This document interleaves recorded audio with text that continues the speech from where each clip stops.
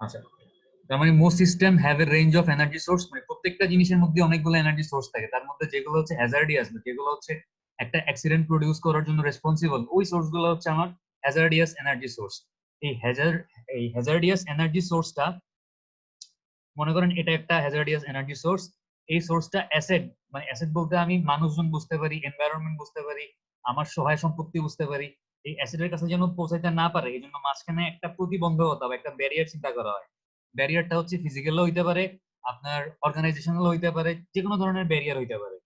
আর এই হ্যাজার্ডিয়াস এনার্জিটা বা এই এনার্জিটা অ্যাসেটের কাছে যে রাস্তাটা ধরে পৌঁছায়, ওই রাস্তাটাকে হচ্ছে এনার্জি পাথওয়ে বলে। এই চারটা কম্পোনেন্টের সাহায্যে হচ্ছে এনার্জি ব্যারিয়ার মডেলে একটা অ্যাক্সিডেন্টকে এক্সপ্লেইন করা হয় বা একটা অ্যাক্সিডেন্টকে ইনভেস্টিগেট করা হয় এই চারটা কম্পোনেন্টের সাহায্যে। এটা আমরা গত ক্লাসে দেখছি। এরপর আমরা দেখছিলাম হচ্ছে আহ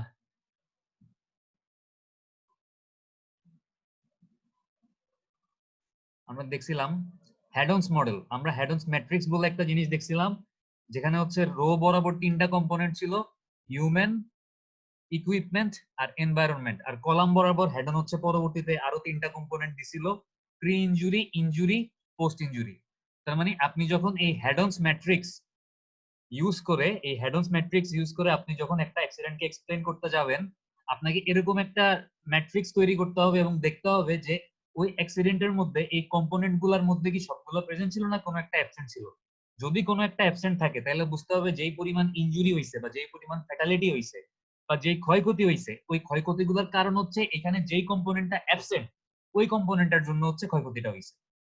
তো মনে করেন আমি যদি খেয়াল করি যে প্রি ইনজুরি ফেজে, মানে একটা অ্যাক্সিডেন্ট এখনো হয় নাই বা ইনজুরি এখনো হয় নাই, ইনজুরি হওয়ার আগে আমার তিনটা জিনিস, হিউম্যান, ইকুইপমেন্ট আর আমি যদি এনভায়রনমেন্ট চিন্তা করি, তাহলে আমাকে খেয়াল করতে হবে মানুষজনকে সঠিকভাবে ট্রেনিং দেওয়া হয়েছিল কিনা, রাস্তা কিভাবে পার হইতে হয়, তারপর যে ফুট ওভারব্রিজ ইউজ করতে হয়, নিচে দিয়ে রাস্তা পার হইতে হয় না, জেব্রা ক্রসিং ইউজ করতে হয়, রাস্তার কোন পাশ দিয়ে হাঁটতে হয়, ড্রাইভারদেরকে ড্রাইভিং রুল সম্পর্কে প্রপারলি ট্রেনিং দেওয়া হয়েছিল কিনা, তারপর অ্যালার্টনেস যে ঘুম চোখে গাড়ি চালানো যাবে না, ওভারটেক করা যাবে না, এই ব্যাপারগুলো ঠিক মতো এনশিওর করা হয়েছিল কিনা, এটা হচ্ছে আমার প্রি ইনজুরি ফেজে এই হিউম্যান কম্পোনেন্টের মধ্যে পড়তেছে।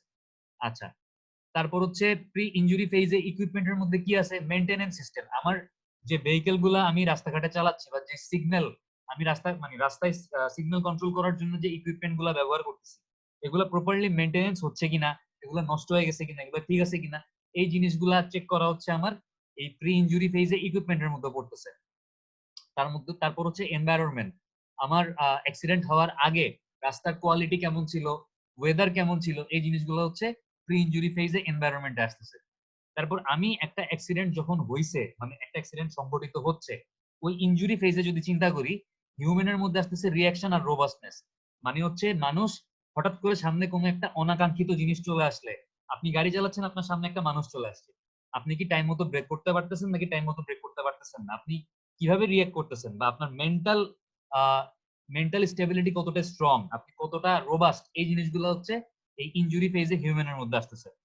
ইনজুরি ফেজে ইকুইপমেন্টের মধ্যে আসতেছে যে এয়ার ব্যাগ, হেডরেস্ট, মানে হচ্ছে আপনি যদি গাড়ি ড্রাইভ করে থাকেন তাইলে যখন গাড়িটা অ্যাক্সিডেন্টের শিকার হয়েছে, গাড়িতে কোনো এয়ার ব্যাগ, মানে হচ্ছে যখন আমরা দেখছি গাড়িগুলোতে যখন অ্যাক্সিডেন্ট হয় সামনে একটা এরকম মানে বেলুনের মতো একটা ব্যাগ খুলে, যেন মানুষজন বাড়ি খাইলে ওই ব্যাগটার সাথে বাড়ি খাইলে আপনার অ্যাক্সিডেন্টের সিভিয়ারিটি বা ইনজুরিটা কম হয়। আর মাথার পিছনের দিকে একটা এরকম ফোমের মতো কিছু একটা থাকে সিটের সাথে, যেটার মধ্যে পিছনের দিকে বাড়ি খেলে যেন ব্যথা কম পায়। তো এই জিনিসগুলা ছিল কিনা অ্যাক্সিডেন্টের টাইমে, তো এটা হচ্ছে ইনজুরি ফেজে ইকুইপমেন্টের মধ্যে আপনাকে চেক করতে হবে। আর এনভায়রনমেন্টের মধ্যে হচ্ছে মিড রোড ব্যারিয়ার, রাস্তার মাঝখানে হচ্ছে এরকম মিডিয়ান বা ব্যারিয়ার ছিল কিনা, ইনজুরি ফেজে এই জিনিসগুলো চেক করতে হবে। এরপর আপনি চেক করবেন অ্যাক্সিডেন্ট হয়ে গেছে পোস্ট ইনজুরি ফেজে আপনাকে গিয়ে দেখতে হবে যে ট্রেন্ড মেডিকেল পার্সোনাল অ্যাভেলেবল, মানে ওইখানে ডাক্তার বা সঠিক প্রশিক্ষণপ্রাপ্ত চিকিৎসকগণ উপস্থিত ছিল নাকি ছিল না। তারপর হচ্ছে equipment to rescue people trapped in the car, মানে যারা হচ্ছে একটা অ্যাক্সিডেন্ট হওয়ার পরে গাড়ির ভিতরে বা বাসের ভিতরে বা ট্রাকের ভিতরে আটকা পড়ছে, তাদেরকে ওইখান থেকে উদ্ধার করার জন্য পর্যাপ্ত পরিমাণ ইকুইপমেন্ট ছিল নাকি ছিল না, এই জিনিসগুলো চেক করতে হবে পোস্ট ইনজুরি ফেজে এই ইকুইপমেন্ট কম্পোনেন্টের আন্ডারে।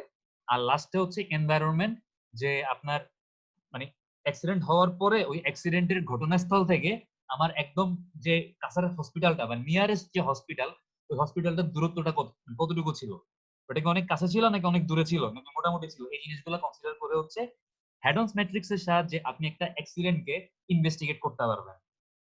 এবং আপনি যদি দেখেন যে এই ম্যাট্রিক্সের সাথে যদি আপনি একটা অ্যাক্সিডেন্ট সিনারিওতে গিয়ে ওই অ্যাক্সিডেন্টের সিনারিওটা যদি আপনি মিলান বা ম্যাচ করেন, আপনি দেখলেন যে এই এয়ার ব্যাগ হেডরেস্ট নাই, সবই ঠিক আছে বাট এই কম্পোনেন্টটা নাই, তাহলে বুঝতে হবে যে ওইখানে অ্যাক্সিডেন্টের সিভিয়ারিটি বা মানুষজন যদি মারা যায় আল্লাহ না করুক, মৃত্যুর কারণ বা যদি অনেক বেশি আহত হয়, ইনজুর্ড হয়, ওই ইনজুরির কারণ হচ্ছে এই সেফটি ইকুইপমেন্ট মিসিং ছিল, এই জন্য ওইখানে অ্যাক্সিডেন্টের সিভিয়ারিটি বেশি হয়েছে।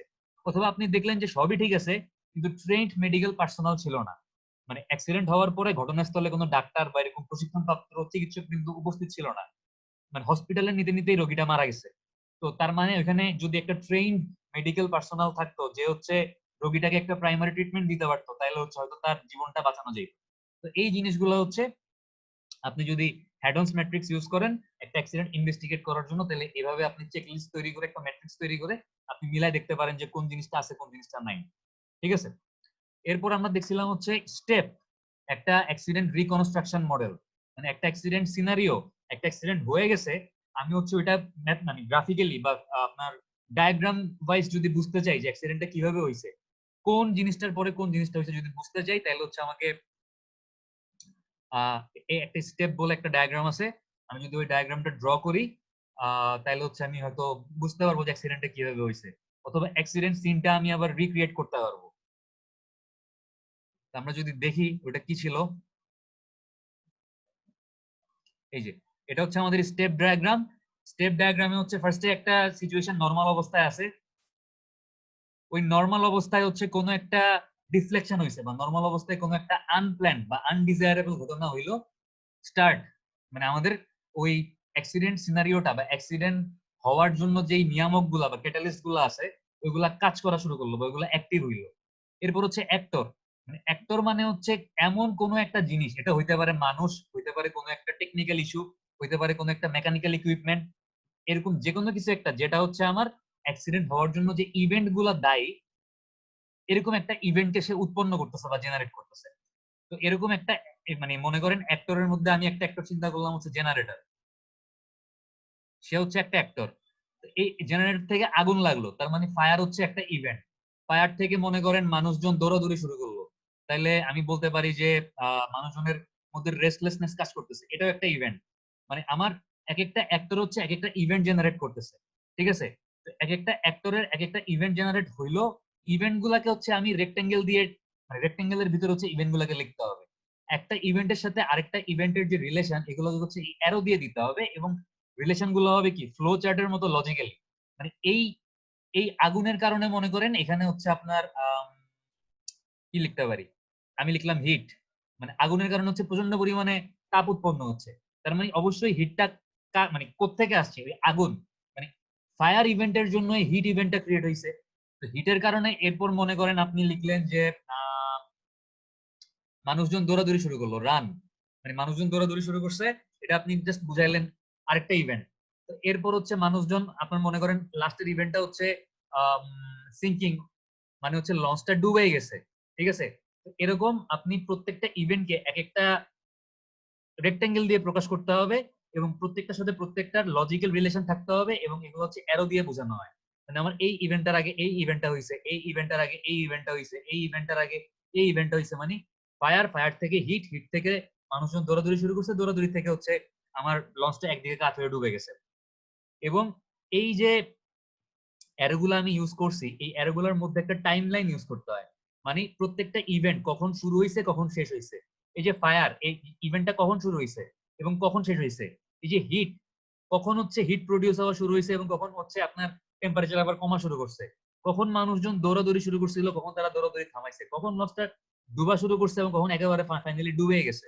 এবং এই জিনিসগুলো হচ্ছে টাইম গুলা এখানে আপনার লিখে রাখতে হয় বা টাইম গুলো হচ্ছে মানে নোট ডাউন করতে হয়, এগুলোকে বলা হচ্ছে মানে প্রত্যেকটা ইভেন্টের টাইমলাইন আলাদা আলাদা ভাবে রাখতে হয়।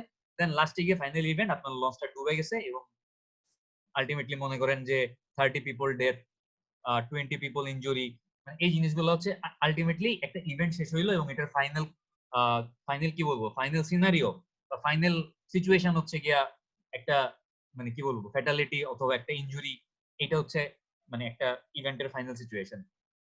এইভাবে করে স্টেপ ডায়াগ্রাম ক্রিয়েট করে হচ্ছে একটা অ্যাক্সিডেন্টকে রিক্রিয়েট করা হয়, বা মানে একটা অ্যাক্সিডেন্টকে হচ্ছে রিমডেলিং করা হয়, বা দেখা হয় আসলে কোনটার পর কি হয়েছে। ঠিক আছে, এখানে নিচে দেখেন টাইম আছে, মানে টোটাল টাইমটা, মানে একদম ইভেন্ট শুরু থেকে শেষ পর্যন্ত একটা শেষ হইতে টোটাল সবগুলো টাইমলাইন যদি আপনি যোগ করেন যে এটা কখন শুরু হয়েছিল আর একদম লাস্টে এটা কখন শেষ হয়েছে, তাহলে আপনি টোটাল টাইমটা এখানে পেয়ে যাবেন যে কতটুকু সময় লাগছে এই অ্যাক্সিডেন্টটা সংঘটিত হইতে। এই তিনটা জিনিস আমরা লাস্ট ক্লাসে দেখছিলাম, আশা করি সবার মনে আছে। এগুলো আরেকবার রিভিউ করলাম, দেখি আর কেউ কি আসছে না, এখনো মানুষজন কমই আছে, একটু খেয়াল করি। তার 1 2 3 4 5 6 জন আপনারা ক্লাস করতেছেন, আচ্ছা বাকিরা আসেন নাই, সমস্যা নাই, আমরা আগাইতে থাকি।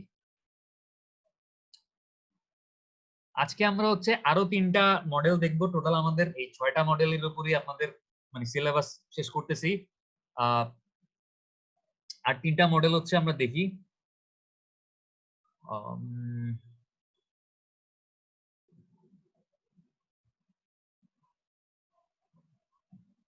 দিকে যায় না কেন?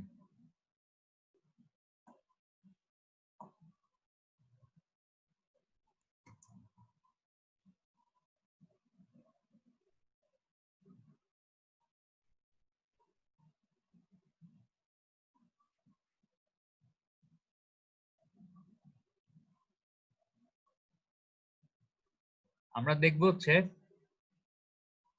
Sequential accident model. আমাদের অ্যাক্সিডেন্টের প্রথম টাইপের মডেলটা বা প্রথম ক্লাসিফিকেশনটা ছিল হচ্ছে এনার্জি ব্যারিয়ার মডেল। ঠিক আছে, আর এনার্জি ব্যারিয়ার মডেলের পরে আমরা দেখছিলাম একটা হচ্ছে হেড-অনস ম্যাট্রিক্স ওয়াইজ কিভাবে হচ্ছে অ্যাক্সিডেন্ট এক্সপ্লেইন করা যায়, আমরা একটাকে দেখছি।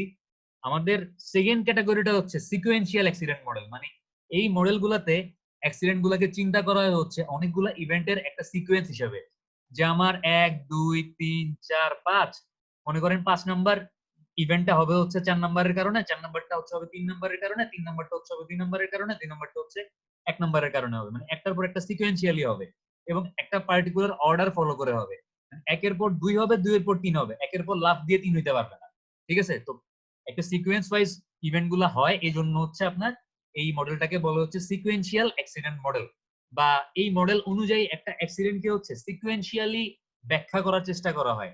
যে ফার্স্টে আমি আম গাছে আম পাড়তে উঠছি, তারপর আমি আম গাছে আম পাড়তে উঠার পর হচ্ছে একটা মৌমাছির বাসা দেখছি, তারপর আমি মৌমাছির বাসাটা ভাঙছি, তারপর মৌমাছি এখান থেকে বের হইছে, বের হয়ে আমাকে কামড় দিছে, কামড় খাওয়ার পর আমি গাছ থেকে ধাপাস করে পড়ে গেছি। মানে এইভাবে হচ্ছে সিকোয়েন্সিয়ালি একটা অ্যাক্সিডেন্টকে হচ্ছে এক্সপ্লেইন করার চেষ্টা করা হয় দেখে এই মডেলগুলোকে বলা হচ্ছে সিকোয়েন্সিয়াল অ্যাক্সিডেন্ট মডেল। সিকোয়েন্সিয়াল মডেলগুলো কিরকম দেখেন, sequential accident model explain accidents as the result of A sequence of discrete event, মানে অনেকগুলা বিচ্ছিন্ন ঘটনার একটা সিকোয়েন্স। এই যে আমি গাছে উঠলাম, আমি মৌমাছির কামড় খাইলাম, মৌমাছির কামড় খাওয়ার পর আমি গাছ থেকে পড়ে গেলাম, এগুলা কি অনেকগুলা বিচ্ছিন্ন ঘটনা। আমি গাছে উঠছি, আমি মৌমাছির বাসা ভাঙছি, আমি আম পাড়তে গাছে উঠছিলাম, আমি গাছ থেকে পড়ে গেছি। তো অনেকগুলা বিচ্ছিন্ন ঘটনা, বাট কি একটার পর একটা সিকোয়েন্সিয়ালি হইছে। তো এই মডেল অনুযায়ী হচ্ছে একটা অ্যাক্সিডেন্টকে এরকম অনেকগুলা ডিসক্রিট ইভেন্টের একটা সিকোয়েন্স হিসেবে চিন্তা করা হয়। ঠিক আছে, এবং এদের একটা পার্টিকুলার অর্ডার থাকবে, মানে কোনটার পর কোনটা হবে একটা পার্টিকুলার অর্ডার অনুযায়ী হবে, মানে উল্টাপাল্টা হইতে পারবে না। আচ্ছা, এরপর দেখেন যে এই সিকোয়েন্সিয়াল অ্যাক্সিডেন্ট মডেলের মধ্যে প্রথমটা হচ্ছে হেইনরিচ ডমিনো মডেল। ডমিনো মানে হচ্ছে আপনার মনে করেন একটা গাছ আছে, মনে করেন 5টা গাছ আছে, এগুলো মনে করেন গাছ। এই গাছটা যদি কাইত হয়ে পড়ে, এই গাছটা যদি কাইত হয়ে এই 2 নাম্বার গাছের উপর পড়ে, তাহলে 2 নাম্বার গাছ কাইত হয়ে 3 নাম্বারের উপর পড়বে, 3 নাম্বার কাত হয়ে 4 নাম্বারের উপরে পড়বে, 4 নাম্বার কাত হয়ে 5 নাম্বারের উপরে পড়বে। ডমিনো মডেল মানে হচ্ছে একটা কম্পোনেন্ট যদি ফেল করে বা একটা গাছ যদি ফেল করে, সে বাকি প্রত্যেকটাকে ফেল করতে বাধ্য করবে। ঠিক আছে, মানে আমার একটা কম্পোনেন্ট যদি ফেল করে, ওই রো এর বাকি কম্পোনেন্ট গুলো কি ফেল করতেছে। আমার প্রথম গাছটা যদি কাইতে হয়ে পড়ে, দ্বিতীয় গাছটার উপরে, দ্বিতীয় গাছটা কাইতে হয়ে পড়বে তৃতীয়টার উপরে, তৃতীয়টা কাইতে হয়ে পড়বে 4 নাম্বারটার উপরে, 4 নাম্বারটা কাইতে হয়ে পড়বে 5 নাম্বারটার উপরে। এখন আপনি যদি এই কাইত হওয়া বন্ধ করতে চান, আপনি মনে করেন 5 নাম্বার আর 6 নাম্বার গাছটাকে সেভ করবেন, তাহলে উপায় কি? উপায় হচ্ছে এই 3 নাম্বার গাছটাকে সরায় ফেলা, বা 3 নাম্বার কম্পোনেন্টটাকে যদি আপনি এখান থেকে সরায় ফেলেন, তাহলে 2 নাম্বার গাছ কাইত হয়ে পড়লো, বাট সে কার উপর পড়লো? তার তো পড়ার জন্য কেউ নাই। 3 নাম্বার গাছকে তো আপনি সরাই ফেলছেন, সে পড়লে মাটির উপর পড়বে, আমার আলটিমেটলি এই 4 নাম্বার আর 5 নাম্বার গাছ হচ্ছে জায়গা মতো দাঁড়ায় থাকতে পারবে। তো ডমিনো মডেলটা হচ্ছে এরকম যে একটা কম্পোনেন্ট ফেল করলে তার পরবর্তী সব সব কম্পোনেন্ট ফেল করে, ঠিক আছে? তো এই Heinrich domino model is one of the earliest sequential accident model. The model identifies 5 causal factors and events that are present in most accident। মানে এই হেনরিচ ডমিনো মডেল অনুযায়ী আপনি যখন একটা অ্যাক্সিডেন্টকে ব্যাখ্যা করবেন, 5টা কজাল ফ্যাক্টর মানে অ্যাক্সিডেন্টের 5টা কারণ বা ঘটনা আপনি চিন্তা করবেন, বা 5টা কম্পোনেন্ট থাকবে, 5টা কারণ থাকবে একটা অ্যাক্সিডেন্টের। কারণগুলা কি? প্রথমেই দেখেন যে social environment and ancestry related to where and how a person was raised, and undesirable character traits which may be inherited, for example recklessness and stubbornness। মানে হচ্ছে একজন মানুষের সোশ্যাল ব্যাকগ্রাউন্ড, সে কিরকম সামাজিক অবস্থা থেকে উঠে আসছে, বা এনসিস্ট্রি মানে তার পূর্বসূরীরা, বা তার কি বলবো, তার সে যেই ফ্যামিলি থেকে বিলং করে তার পূর্বসূরীরা হচ্ছে কেমন ছিল, তাদের উপর ভিত্তি করে একটা মানুষের মধ্যে কিছু গুণাবলী ইনহেরিটেড অবস্থায় চলে আসে। সে কিছু গুণাবলী ইনহেরিট করে, যেমন হচ্ছে রেকলেসনেস মানে হচ্ছে আপনার উশৃঙ্খলতা বা কোনো কিছুকে পাত্তা না দেয়া, বা স্টাবর্ননেস মানে মানে কি বলবো, ঘাউরামি বা জেদি। এই জিনিসগুলো হচ্ছে অনেক সময় একটা মানুষ তার ফ্যামিলি থেকে পায়। তো এরকম যদি কিছু সোশ্যাল কি বলবো ক্যারেক্টারিস্টিক্স, যেগুলো হচ্ছে নেগেটিভ ক্যারেক্টারিস্টিক্স, এগুলো যদি মানুষের মধ্যে চলে আসে, অবশ্যই খারাপ, বুঝতেছেন? তারপর দেখেন fault of the person or carelessness that is created by the social environment or acquired by ancestry. একই কথা, মানে হচ্ছে তার সামাজিক অবস্থার কারণে তার মধ্যে কেয়ারলেসনেস মানে অমনোযোগিতা বা রেস্টলেসনেস, মানে আপনার কি বলবো এক ধরনের অস্থিতিশীলতা, এই জিনিসগুলো হচ্ছে সামাজিক কারণে তার মধ্যে আসতে পারে। তারপর হচ্ছে unsafe act or condition that is caused by careless person or poorly designed or improperly maintained equipment. আচ্ছা, প্রথমে দেখলাম প্রথম দুইটা কারণ হচ্ছে সামাজিক বা ফ্যামিলির কারণে একজন মানুষের মধ্যে কিছু খারাপ গুণাবলী রেকলেসনেস, কেয়ারলেসনেস, স্টাবর্ননেস, এই জিনিসগুলো আসলো। তো একজন কেয়ারলেস মানুষ অবশ্যই যেই ভেহিকেলটা ড্রাইভ করে বা সে যেভাবে রাস্তাঘাটে চলাচল করে তার মধ্যে কি থাকবে? কেয়ারলেসনেস থাকবে, এবং সে হচ্ছে তার ভেহিকেলটাকে প্রপার মেইনটেনেন্স করবে না। সে যদি একটা গাড়ি চালায় তাহলে সে কখনোই গাড়িটা স্টার্ট দেওয়ার আগে বা গাড়িটা নিয়ে রাস্তায় বের হওয়ার আগে চেক করবে না যে গাড়ির ব্রেক ঠিক আছে কিনা বা সবকিছু ঠিক মতো ফাংশনাল আছে কিনা, ইঞ্জিন ঠিক আছে কিনা, এগুলো সে চেক করবে না। সে কোনো কিছু চেক না করে আল্লাহ নাম নিয়ে রাস্তায় নেমে যাবে, এবং যার জন্য একটা আনসেফ অ্যাক্ট বা একটা আনসেফ কন্ডিশন ক্রিয়েট হইতে পারে এই কেয়ারলেস বা রেকলেস বা স্টাবর্ন মানুষের জন্য। এই গেল 3টা কম্পোনেন্ট। 4 নাম্বার কম্পোনেন্টটা হচ্ছে সে যখন এরকম কেয়ারলেস গিরি করে একটা আনসেফ মানে প্রপার মেইনটেইন না, বা কি বলবো মেইনটেনেন্স ঠিক মতো হয় নাই, এরকম একটা ভেহিকেল নিয়ে রাস্তায় নেমে যাবে, সে অবশ্যই একটা অ্যাক্সিডেন্ট ক্রিয়েট করার জন্য প্রবাবিলিটি ক্রিয়েট করবে, বা একটা অ্যাক্সিডেন্ট ক্রিয়েট করার জন্য পসিবিলিটি ক্রিয়েট করবে, এবং আলটিমেটলি 4 নম্বরে গিয়ে injury from the accident, accident থেকে একটা ইনজুরি হবে। ঠিক আছে? তো এই 5টা কম্পোনেন্ট আমাদের সিকোয়েন্সিয়াল অ্যাক্সিডেন্ট মডেলের মধ্যে প্রথম মডেলটা যেটা হচ্ছে হেইনরিচ ডমিনো মডেল। হেইনরিচ ডমিনো হচ্ছে একটা অ্যাক্সিডেন্টকে এই 5টা কম্পোনেন্টে ভাগ করে ডেসক্রাইব করার চেষ্টা করছিল। বাট প্রবলেম হচ্ছে এই মডেলটা অনেক বেশি সিম্পল। এখানে হচ্ছে অ্যাক্সিডেন্ট মানে আপনার ইনভেস্টিগেট করার সময় কেবলমাত্র হিউম্যান বা মানুষের এরর বা মানুষের ক্যারেক্টারিস্টিক্স এই জিনিসগুলোর উপরে বেশি জোর দেওয়া হয়েছে, এবং টেকনিক্যাল ফিচার বা টেকনিক্যাল যে জিনিসগুলা মনে করেন আপনার সেফটি ইকুইপমেন্ট ছিল নাকি ছিল না, মানুষকে ঠিকমতো ট্রেনিং দেয়া হয়েছে নাকি হয় নাই, তারপর হচ্ছে মানুষের রিয়েকশন পিরিয়ড কেমন ছিল, এই জিনিসগুলা, বা সে যদি কোনো ফ্যামিলি থেকে বিলং করে তাহলে ওই দিন তার মেন্টাল অবস্থা কেমন ছিল, এই জিনিসগুলা কিন্তু এখানে কনসিডার করা হয় নাই। যেহেতু কনসিডার করা হয় নাই এই জিনিসগুলা, তাইলে এগুলো হচ্ছে এই মডেলটার একটা ডিসঅ্যাডভান্টেজ, যে অনেক কিছু এখানে আসলে কনসিডার করা হয় নাই। এখানে কেবলমাত্র এই যে 5টা কম্পোনেন্টের কথা বললাম, এই 5টা কম্পোনেন্ট হচ্ছে হিউম্যান বা মানুষের বিচার ব্যবস্থা বা মানুষ কোন ফ্যামিলি বা কোন সোশ্যাল ব্যাকগ্রাউন্ড থেকে বিলং করে, এই জিনিসগুলো কনসিডার করে অ্যাক্সিডেন্টকে ইনভেস্টিগেট করা হয়, এবং টেকনিক্যাল ব্যাপার স্যাপারগুলোকে এভয়েড করা হয়েছে। এটা হচ্ছে এই হেইনরিচ ডমিনো মডেলের একটা অনেক বড় ডিসঅ্যাডভান্টেজ। তো এই ডিসঅ্যাডভান্টেজটাকে ওভারকাম করার জন্য আপনার কয়েকদিন পরে হচ্ছে আরো 2জন মানুষ এরকম আরেকটা মডেল দিছে, যেটা হচ্ছে এক ধরনের লস কজেশন মডেল। মানে হচ্ছে আপনার কি পরিমাণ অ্যাসেট বা কি পরিমাণ জানমালের ক্ষতি হয়েছে, এইটা হচ্ছে এই লস কজেশন মডেলের মেইন ফোকাস বা মেইন উদ্দেশ্য, এবং এটা হচ্ছে ওই হেইনরিচ ডমিনো মডেলের আরেকটু ইমপ্রুভ ভার্সন। ঠিক আছে? দেখেন এখানে বলা আছে the loss causation model is a modified version of the original domino model, ঠিক আছে, and was develop by Bird and Germain, মানে কে ডেভেলপ করছিল এইসব কথাবার্তা বলা আছে। তো এখানেও হচ্ছে 5টা কম্পোনেন্টের সাহায্যে একটা অ্যাক্সিডেন্টকে এক্সপ্লেইন করা হয় লস কজেশন মডেলে। প্রথমে দেখেন ল্যাক অফ ম্যানেজমেন্ট কন্ট্রোল। আচ্ছা, ল্যাক অফ ম্যানেজমেন্ট কন্ট্রোল বলতে আমরা কি বুঝতেছি, আমরা সঙ্গে সঙ্গে দেখে ফেলি যে দেখেন এই ল্যাক অফ ম্যানেজমেন্ট কন্ট্রোল বলতে আমরা বুঝতেছি hazard identification and risk reduction. মানে কোনো একটা সিনারিওতে বা কোনো একটা অ্যাক্সিডেন্ট সিনে কোন জিনিসগুলা অ্যাক্সিডেন্ট হওয়ার জন্য দায়ী বা কোন ধরনের এনার্জি গুলা অ্যাক্সিডেন্টের জন্য মানে রেসপন্সিবল, এই জিনিসগুলা যদি ম্যানেজমেন্ট ঠিকমতো আইডেন্টিফাই না করতে পারে এবং আইডেন্টিফাই করে রিস্ক রিডিউস করতে না পারে, এটা হচ্ছে ম্যানেজমেন্টের ফল। ঠিক আছে, এটা হচ্ছে ল্যাক অফ ম্যানেজমেন্ট কন্ট্রোল। তারপর হচ্ছে পারফরমেন্স অ্যাপ্রাইজাল। ওই অর্গানাইজেশন, মনে করেন একটা লঞ্চ ইন্ডাস্ট্রি বা একটা শিপ ইন্ডাস্ট্রি বা একটা বাস ইন্ডাস্ট্রি বা একটা ট্রেন ইন্ডাস্ট্রি, ওই ইন্ডাস্ট্রিতে স্টাফরা কি মানে কিরকম পারফর্ম করতেছে, তাদের পারফরমেন্স যদি রেগুলার বেসিসে ইভালুয়েট না করা হয়, অবশ্যই তাদের পারফরমেন্সে একটা ঘাটতি দেখা যাবে বা তারা ফাঁকি দেওয়ার চেষ্টা করবে। তো এটাও কিন্তু ল্যাক অফ ম্যানেজমেন্ট কন্ট্রোল, মানে ম্যানেজমেন্ট ওইখানে আসলে তাদের দায়িত্ব ঠিকমতো পালন করতেছে না। তারা তাদের এমপ্লয়ীদের বা তাদের স্টাফদের পারফরমেন্স ঠিকমতো ইভালুয়েট করতেছে না বা দেখতেছে না তারা ঠিকমতো পারফর্ম করতেছে কিনা। এটা হচ্ছে এক ধরনের, অবশ্যই এক ধরনের ম্যানেজমেন্ট কন্ট্রোলের দিক থেকে এক ধরনের ল্যাকিংস। তারপর হচ্ছে দেখেন communication between employees and management. ম্যানেজমেন্টের সাথে যদি বা মালিক পক্ষের সাথে যদি এমপ্লয়ীদের মানে রেগুলার কমিউনিকেশন না হয় বা মালিক পক্ষ যদি এমপ্লয়ীদের রেগুলার খোঁজ খবর না নেয়, অবশ্যই এটাও কিন্তু ম্যানেজমেন্টের দিক থেকে এক ধরনের ল্যাকিংস।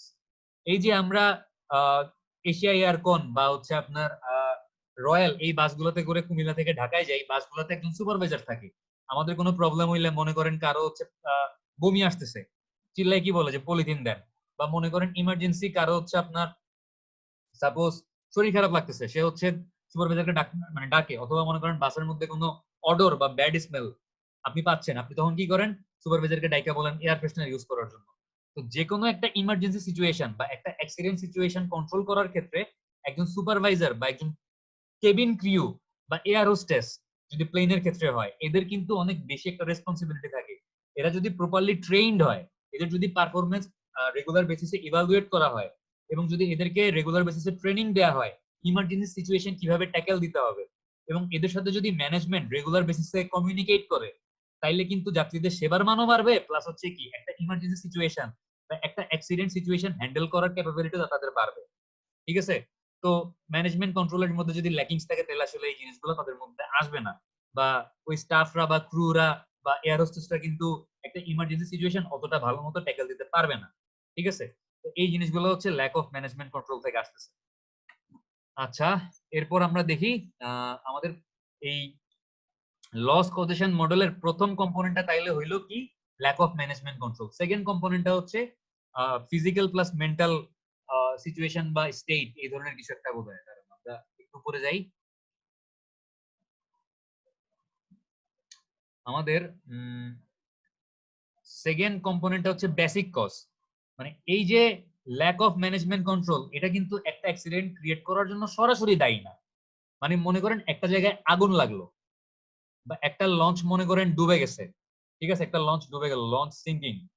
তো এই আগুন লাগা বা লঞ্চ ডুবার পিছনে কি ল্যাক অফ ম্যানেজমেন্ট কন্ট্রোল, বা স্টাফরা বা ক্রিউরা প্রপারলি ট্রেনিং পায় নাই, বা ম্যানেজমেন্ট তাদের সাথে ঠিকমতো কমিউনিকেট করে নাই, বা তাদের পারফরমেন্স ইভালুয়েট করে নাই, এই জিনিসগুলা কি একটা জায়গায় আগুন লাগার সাথে বা একটা জায়গায় লঞ্চ ডুবে যাওয়ার সাথে বা একটা বাস অ্যাক্সিডেন্ট হওয়ার সাথে সরাসরি রেসপন্সিবল?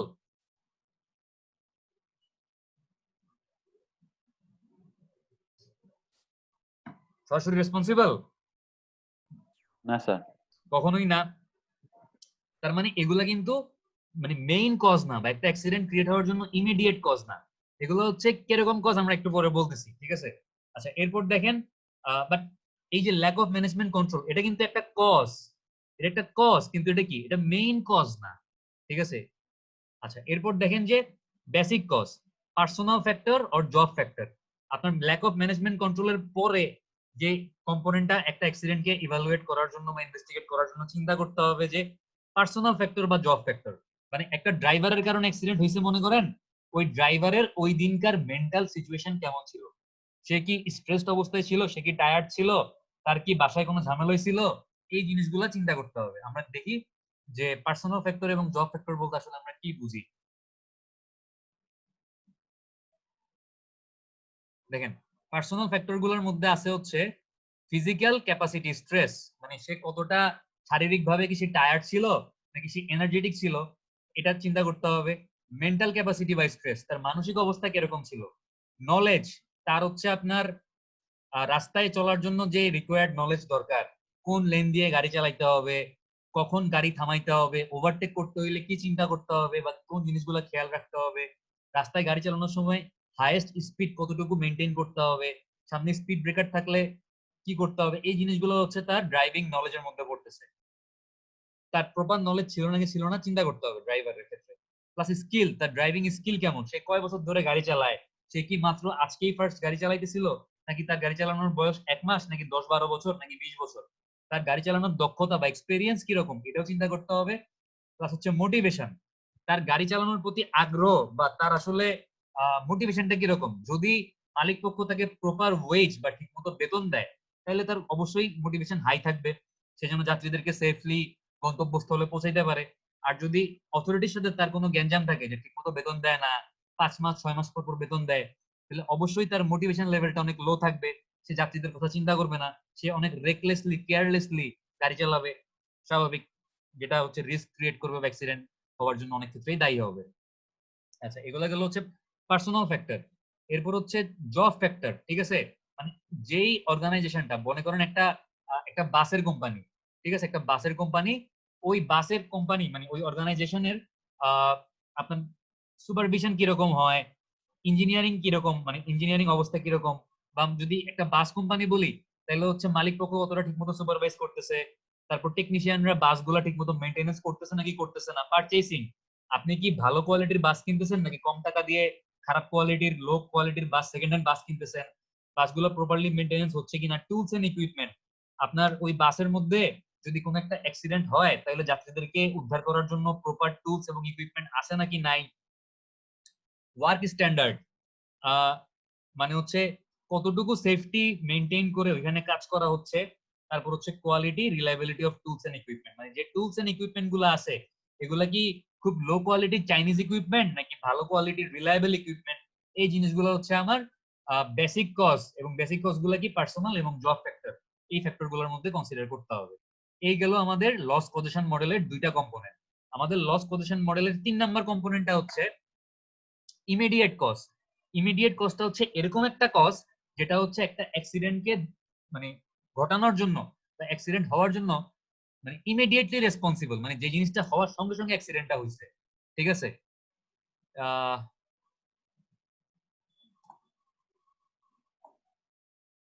সাপোজ মনে করেন যে আমরা লস পজিশন যে মডেলটা দেখতেছিলাম, আমাদের প্রথম দুইটা কম্পোনেন্ট ছিল হচ্ছে, প্রথম কম্পোনেন্টটা কি ছিল ভুলে গেছি, আপনাকে বলতে পারবেন কি ছিল, ল্যাক অফ ম্যানেজমেন্ট কন্ট্রোল প্রথমটা ছিল, ঠিক আছে। এরপরটা হচ্ছে বেসিক কস্ট, পার্সোনাল ফ্যাক্টর অথবা জব ফ্যাক্টর।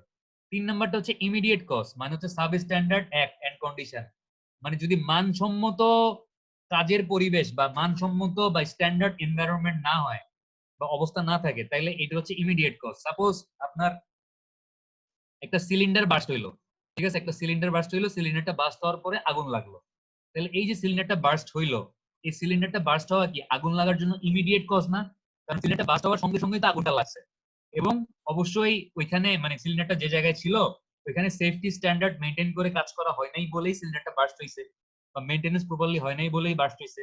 তাহলে এটা হচ্ছে এই সিলিন্ডার বার্স্ট হওয়াটা হচ্ছে আগুন লাগার জন্য ইমিডিয়েট কজ। কিন্তু ল্যাক অফ ম্যানেজমেন্ট কন্ট্রোল বা বেসিক কজ যেগুলা পার্সোনাল ফ্যাক্টর জব ফ্যাক্টর, এগুলা কিন্তু আগুন লাগার জন্য ইমিডিয়েট কজ না। আগুন লাগার জন্য ইমিডিয়েট কজ তাহলে কোনটা, সিলিন্ডার বার্স্ট, এটা হচ্ছে আগুন লাগার জন্য ইমিডিয়েট কজ।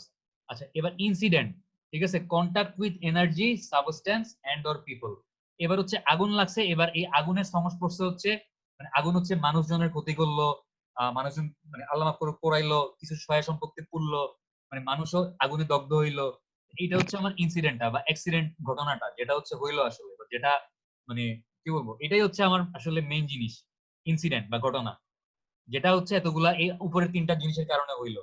আর 5 নম্বরটা হচ্ছে লস। ঠিক আছে, কি পরিমাণ জানমালের ক্ষতি হইলো, কি পরিমাণ মানুষজন মানে নিহত হইলো, আহত হইলো, পরিবেশের কি পরিমাণ ক্ষতি হইলো, ম্যাটেরিয়াল সহায় সম্পত্তির কি পরিমাণ ক্ষতি হইলো, এই জিনিসগুলা আপনাকে, সরি, প্রপার্টি হচ্ছে আপনার সহায় সম্পত্তি, আর ম্যাটেরিয়াল হচ্ছে আপনার কাছে মনে করেন আপনার ফার্নিচার বা টিভি ফ্রিজ, এগুলার কি পরিমাণ ক্ষতি হইলো, এই জিনিসটা হচ্ছে ম্যাটেরিয়াল।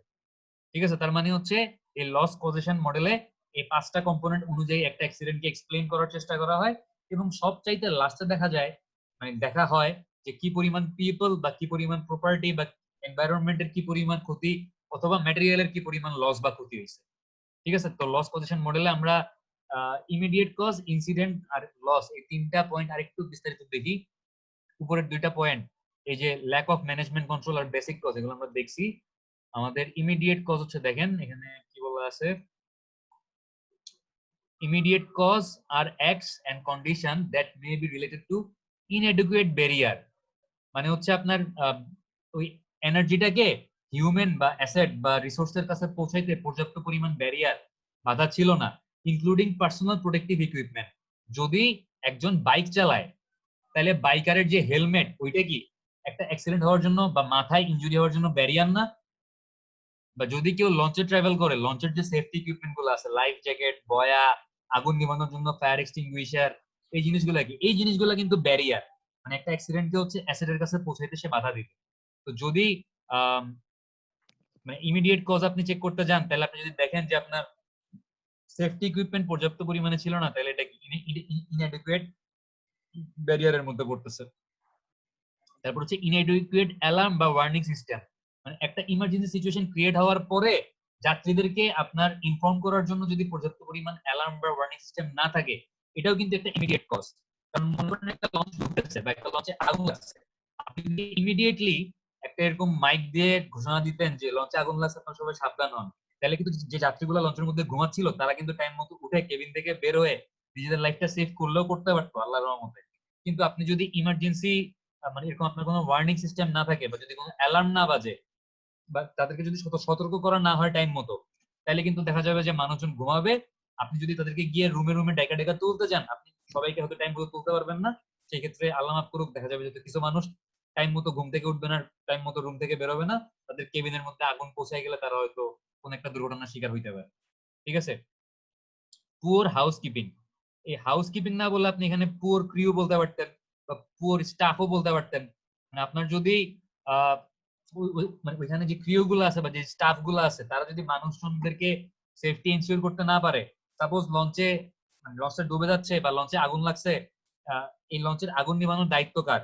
অবশ্যই লঞ্চ যেসব ক্রিউ বা কেবিন বয় আছে তাদের দায়িত্ব। এখন তারা হচ্ছে ফায়ার এক্সটিংগুইশার ইউজ করতে পারে না, তো তাদেরকে দিয়ে আগুন নিভবে নিভবে না। তারপর লঞ্চটা মনে করেন ডুবে যাচ্ছে, যাত্রী যারা পানিতে পড়ে গেছে তাদের কাছে হচ্ছে লাইফ জ্যাকেট বা বয়া ছুঁড়ে মারতে হবে। তো এই এই যে লাইফ জ্যাকেট বা বয়া ছুঁড়ে দিতে হবে যাত্রীদেরকে, এই জিনিসটাই যদি লঞ্চের স্টাফ বা ক্রিউরা না জানে, তাহলে তো এটা একটা ইমিডিয়েট কজ একটা অ্যাক্সিডেন্টের, মানে তাদের কারণে একটা অ্যাক্সিডেন্ট হচ্ছে, বা তারা একটা জীবন না বাঁচায় একটা মানুষকে হচ্ছে মৃত্যুর দিকে ঠেলে দিচ্ছে। ঠিক আছে, আর এরপরটা হচ্ছে ইনফ্লুয়েন্স অফ অ্যালকোহল ড্রাগ। কেউ যদি মাতাল অবস্থায় বা কেউ যদি মানে নেশাগ্রস্ত অবস্থায় এরকম ড্রাইভ করে গাড়ি, বা লঞ্চের যে মাস্টার সে যদি এরকম নেশাগ্রস্ত বা মাতাল অবস্থায় থাকে, বা এয়ারপ্লেনের যে পাইলট সেও যদি এরকম মাতাল বা নেশাগ্রস্ত থাকে, তাহলে এগুলো কি অ্যাক্সিডেন্টের জন্য ইমিডিয়েট কজ। ঠিক আছে, আমাদের তিনটা কম্পোনেন্ট গেল, 4 নম্বর কম্পোনেন্টটা হচ্ছে ইনসিডেন্ট। তো আমরা বলছি যে ইনসিডেন্ট মানে হচ্ছে মেইন ঘটনা, আসল ঘটনা, যেটাতে হচ্ছে এরকম একটা অ্যাক্সিডেন্ট হইলো, বা এরকম এক জায়গায় আগুন লাগলো, বা কেউ হচ্ছে নদীতে ডুবে গেল। তো incident describes the contact between the energy source and one or more asset, মানে আগুন হচ্ছে আপনার ফার্নিচারের কাছে পৌঁছায় গেছে, আপনার বাসায় একটা আলমারি আছে, ওই আলমারির কাছে হচ্ছে আগুন পৌঁছায় গেছে, বা আপনার বাসায় কিছু মানুষজন আছে, ওই মানুষজনের কাছে হচ্ছে আগুনটা পৌঁছায় গেছে, আল্লাহ না করুক। তো এই ইনসিডেন্ট মানে হচ্ছে আপনার এনার্জি সোর্স বা হ্যাজার্ডিয়াস সোর্সটা হচ্ছে আপনার এনভায়রনমেন্ট বা অ্যাসেট বা প্রপার্টির কাছে পৌঁছানো এবং তার ক্ষয়ক্ষতি করা, এটাই হচ্ছে ইনসিডেন্ট। ঠিক ঠিক আছে, আচ্ছা। The immediate cause of an accident are the circumstances that immediately precede the contact. These circumstances can usually be sensed and are often called আচ্ছা unsafe condition, বা যাই হোক আমরা মেইন কথাগুলো বুঝছি আশা করি। আমরা এবার হচ্ছে ইনসিডেন্টের পরের সিনারিওটা হচ্ছে কি, ইনজুরি না,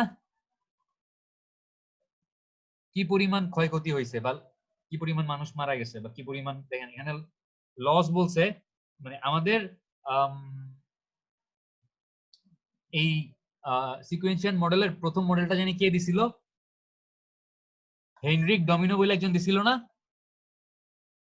তো হেনরিক ডমিনো মডেলে এই যে ইনসিডেন্ট, এই পার্টটার নাম ছিল অ্যাক্সিডেন্ট,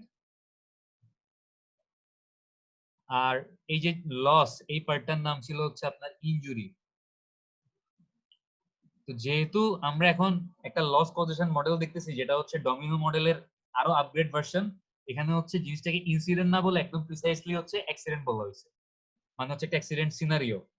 আর আপনার মানে ইনজুরি, ইনজুরি বলতে তো আমরা শুধুমাত্র মানুষজনের মানে মারা যাওয়া বা ব্যথা পাওয়া বা আহত হওয়া এরকম কিছু বুঝতেছি, বাট এখানে হচ্ছে more in generalize term loss use করে হচ্ছে আপনার কেবলমাত্র মানুষজনের প্রাণহানি বা আহত হওয়া বুঝাই নেই, এখানে হচ্ছে প্রপার্টি নষ্ট হওয়া বা কোনো কিছু ম্যাটেরিয়াল নষ্ট হওয়া সবকিছুই বোঝানো হচ্ছে। ঠিক আছে, এইভাবে হচ্ছে আমরা লস কজেশন ইউজ করে 5টা কম্পোনেন্টের সাহায্যে একটা অ্যাক্সিডেন্টকে এক্সপ্লেইন করতে পারি। এই গেল আমাদের টোটাল কয়টা মডেল গেছে, 5টা মডেল গেছে মনে হয়। প্রথমটা ছিল এনার্জি ব্যারিয়ার, তারপরটা ছিল হচ্ছে কি ছিল, তারপরটা কি ছিল জানি, হ্যাডন্স ম্যাট্রিক্স ছিল না? তারপরটা হ্যাডন্স ম্যাট্রিক্স ছিল। 3 নাম্বারটা হচ্ছে হেনরিচ ডমিনো মডেল। 4 নাম্বারটা হচ্ছে এই loss causation model.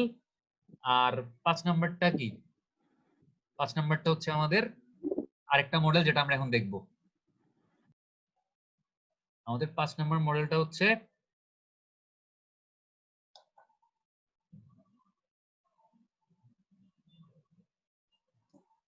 Rasmussen and Svedung's model.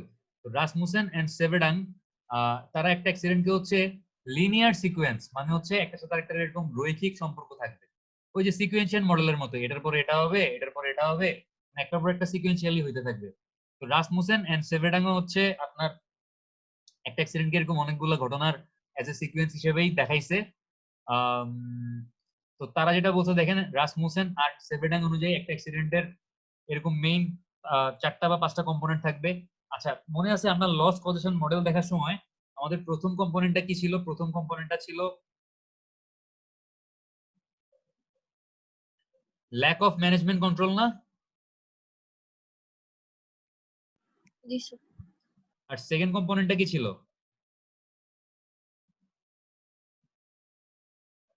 Basic factor basic causes. বা বেসিক কজেস। এই বেসিক কজেস এর মধ্যে ছিল পার্সোনাল ফ্যাক্টর, একটা জব ছিল হচ্ছে factor. Job job factor. Factor. এই যে দুইটা কারণ, এই দুইটা কারণ কিন্তু আপনার অ্যাক্সিডেন্টকে সরাসরি ক্রিয়েট করতেছে না।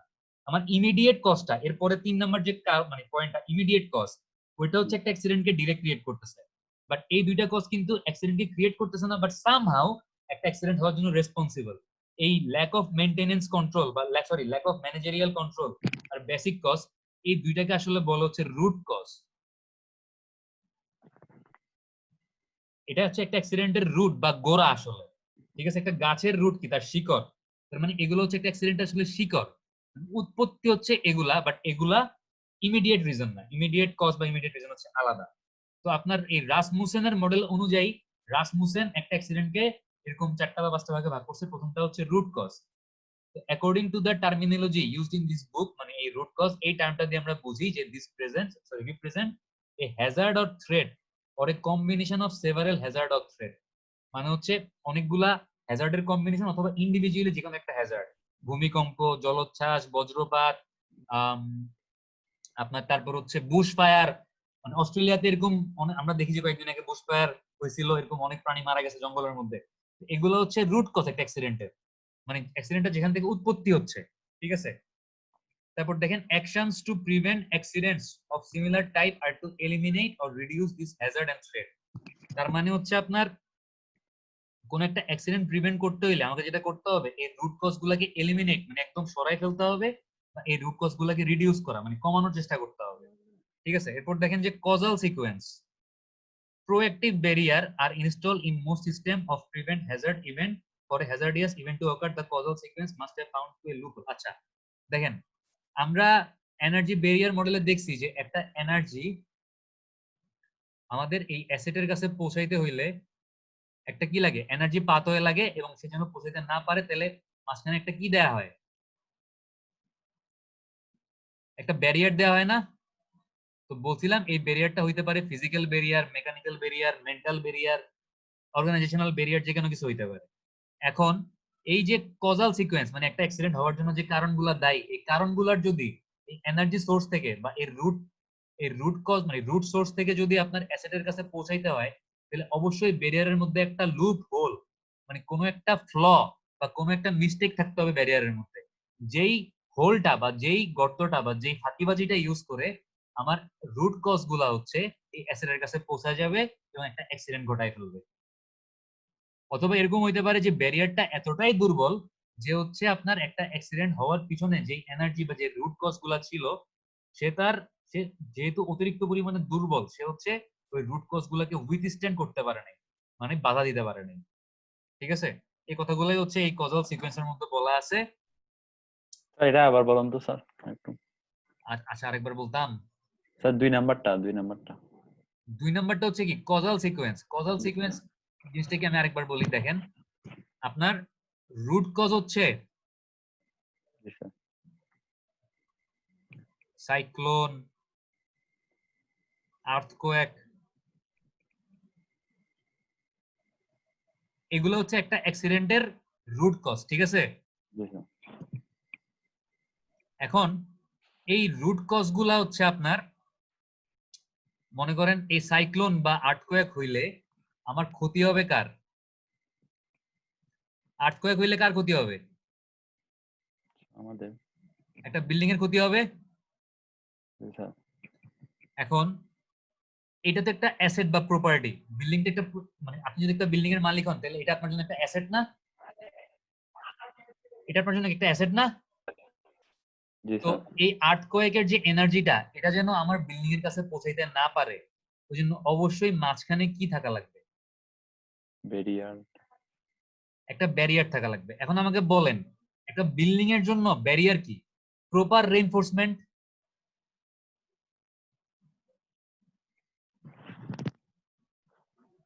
আমি যদি আর্থকোয়েক রেজিস্ট করার জন্য পর্যাপ্ত পরিমাণে রড প্রোভাইড করি, আমি যদি স্ট্রাকচারটা ডিজাইন করি আর্থকোয়েক রেজিস্ট করার জন্য ঠিকমতো ডিজাইন করি, তাইলেই তো আমার এটাই তো ব্যারিয়ার। আমার জি রড স্যার। গুলাই তো আর্থকোয়েকের এনার্জিটাকে হচ্ছে এই বিল্ডিং এর কাছে পৌঁছানোর পরে বিল্ডিংটাকে সোজা দাঁড়ায় থাকতে হেল্প করতেছে। জি তাহলে এখানে স্যার। প্রপার রেইনফোর্সমেন্ট কি ব্যারিয়ার না? জি স্যার।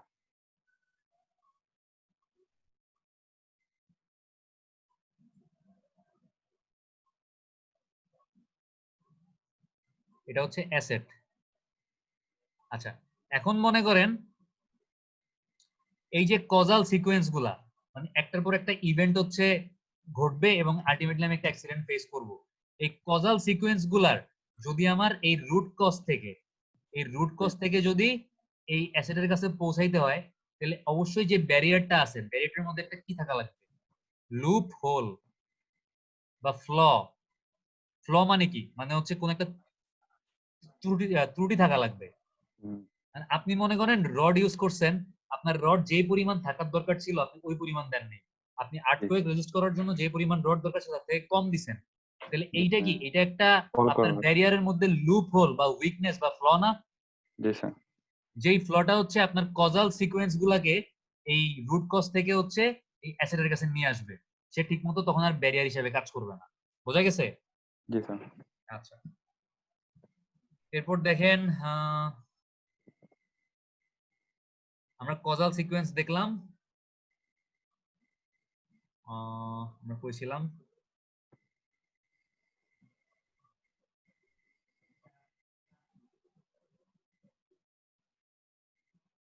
আচ্ছা, এরপর দেখেন হ্যাজার্ডিয়াস event. A hazardous event inevitably leads to harm to people and environment or other asset if the event is not contained. As was discussed in chapter 2, it may be difficult in case আচ্ছা দেখেন এই হ্যাজার্ডিয়াস event হচ্ছে আপনার একটা ভূমিকম্প হইলো, ভূমিকম্পে আমার বিল্ডিংটা ভাঙা মাটিতে পড়ে গেল, কলাপস করলো, তাহলে এইটা একটা হ্যাজার্ডিয়াস ইভেন্ট না? জি স্যার।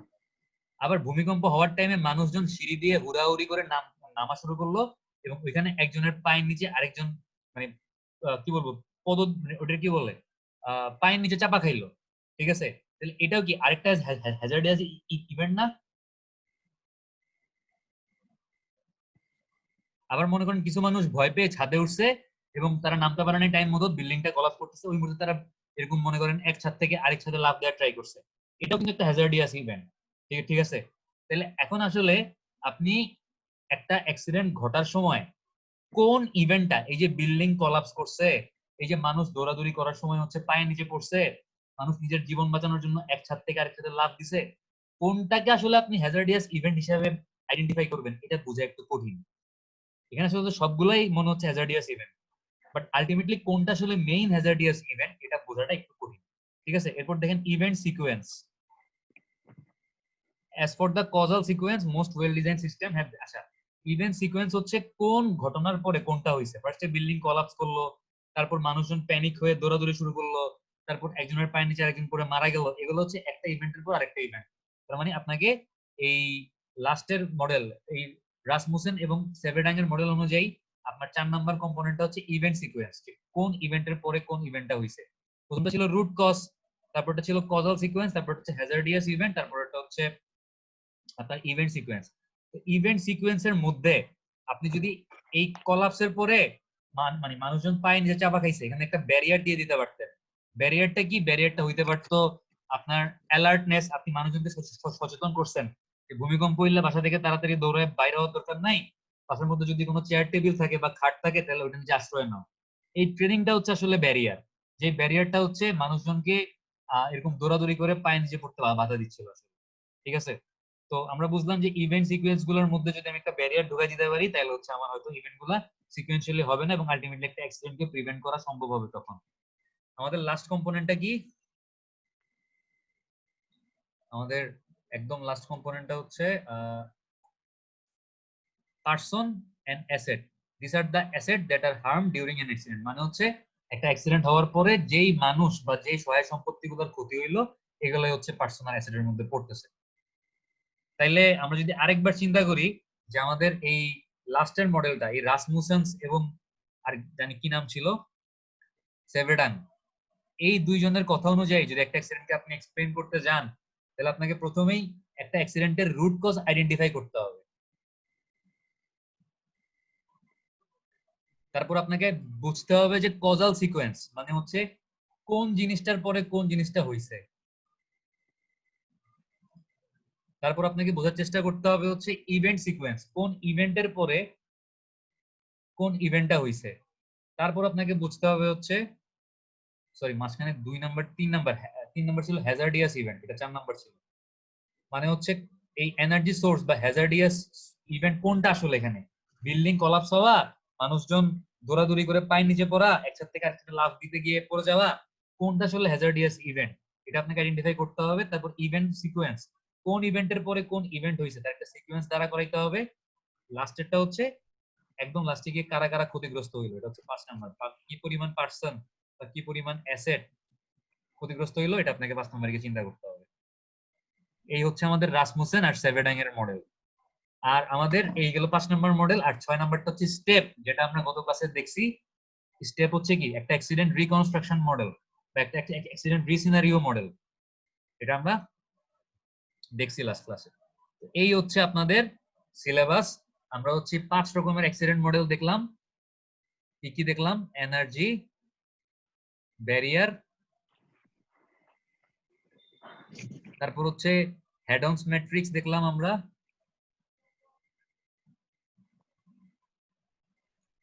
তারপর হচ্ছে হেনড্রিক্স ডোমিনো মডেল বলে কিছু একটা ছিল মনে হয়। জি স্যার, হেনড্রিক্স ডোমিনো মডেল দেখছি। তারপর হচ্ছে লস কজেশন মডেল, তারপর হচ্ছে রাসমুসেন এন্ড সেভেডাং, বানানটা মনে এরকম ছিল। এদের একটা মডেল দেখছি আর লাস্টেরটা হচ্ছে স্টেপ। এই 6টা মডেল আপনাদের সিলেবাসে থাকবে পরীক্ষাতে। এবং আমি যদি একটা অ্যাক্সিডেন্ট সিনারিও আপনাকে বলি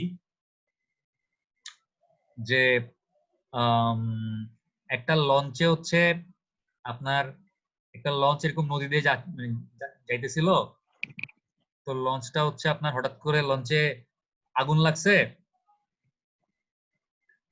আগুন লাগার পর হচ্ছে মানুষজন মানে দৌড়াদৌড়ি ছুটাছুটি শুরু করছে, এবং মানুষজন হচ্ছে সব লঞ্চের ডেকে গিয়ে জমা হয়েছে এই ডেকে গিয়ে, এবং লঞ্চটা আলটিমেটলি আপনার কাত হয়ে ডুবে যাওয়া হচ্ছে স্টেবিলিটি লস। সে তার স্টেবিলিটি হারায় ফেলছে এবং সে হচ্ছে আলটিমেটলি ফাইনালি সিঙ্ক, ডুবে গেছে। এবং আমি আপনাকে বললাম যে রাসমুসেনস এন্ড সেভেডাং এর মডেলটা ইউজ করে এটা ব্যাখ্যা করো, তাহলে আপনি ফার্স্টে কি করবেন? আপনাকে ফার্স্টে দেখতে হবে এই অ্যাক্সিডেন্টের রুট কজ কোনগুলা। জি স্যার।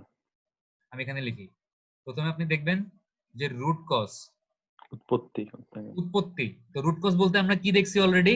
আমরা হচ্ছে লস কজেশন মডেলে দেখছি যে রুট কজ বলতে আমরা বুঝি কি বুঝি?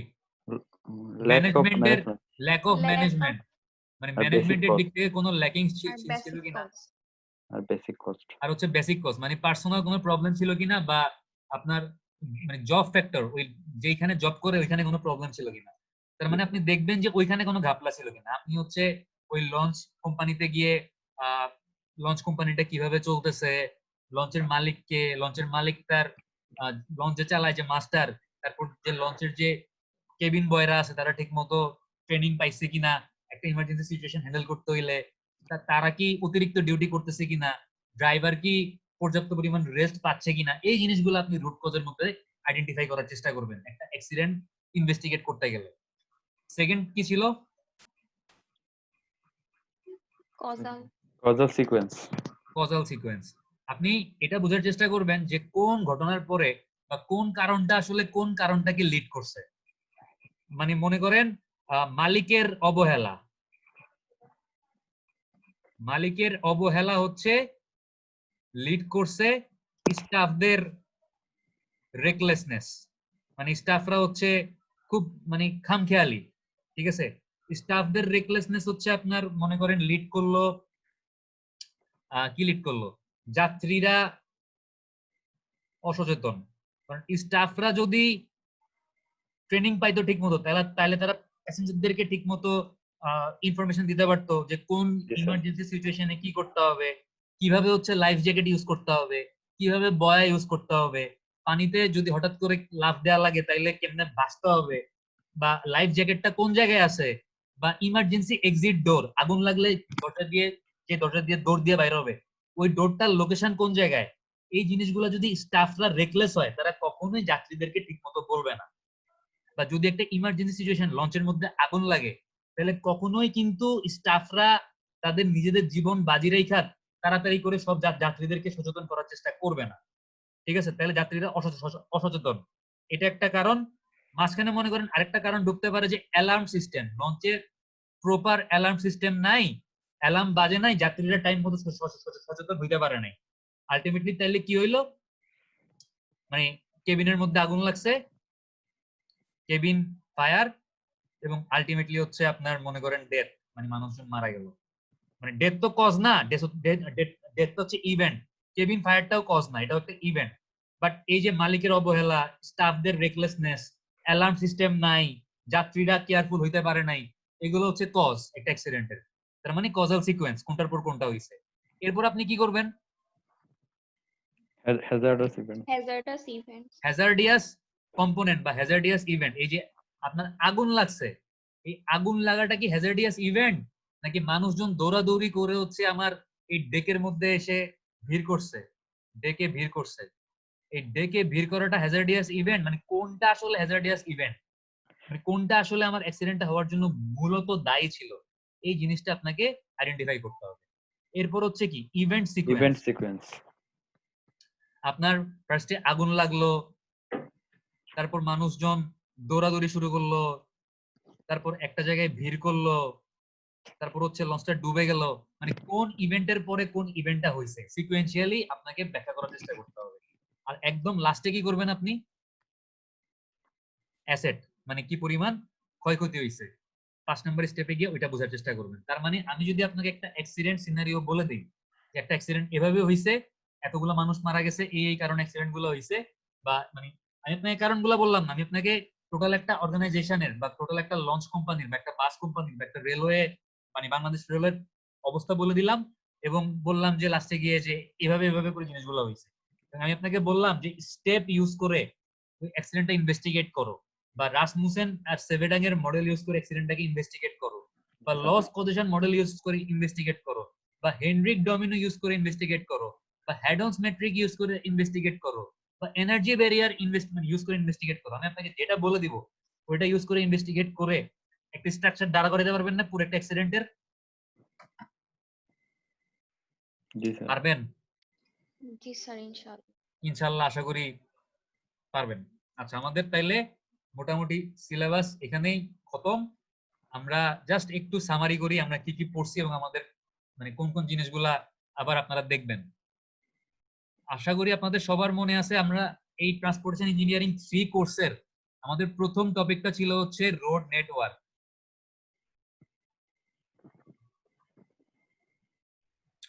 আমরা 7 ধরনের রোড নেটওয়ার্ক দেখছিলাম, মনে আছে? গ্রিড আয়রন বা রেক্টেঙ্গুলার, তারপর হচ্ছে কি ছিল, রেডিয়াল স্ট্রিট সিস্টেম,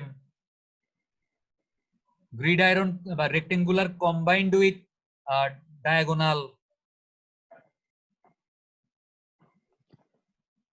তারপর হচ্ছে রেডিয়ালের সাথে কি মানে grid iron combined with radial, তারপর অর্গানিক,